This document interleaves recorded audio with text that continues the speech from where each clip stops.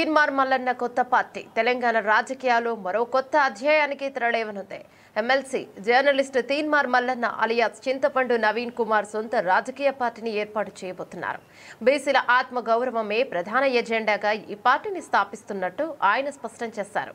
తెలంగాణ భారత యూనియన్లో విలీనమైన చారిత్రక దినమైన సెప్టెంబర్ 17న పార్టీని ప్రకటించడం ప్రాధాన్యత సంతరించుకుంది. ఇందుకు సంబంధించిన అధికారిక ప్రకటన నేడు వెలువడనుంది.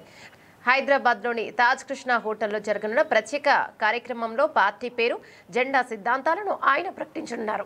ఈ సందర్భంగా మల్లన్న మాట్లాడుతూ తెలంగాణ గడ్డ మీద బీసీలు తమకు తాముగా ఒక రాజకీయ పార్టీని తీసుకొస్తున్నారు. బీసీల ఆత్మ గౌరవ జెండా రేపటి నుంచి రెపరెపలాడబోతోందని తెలిపారు.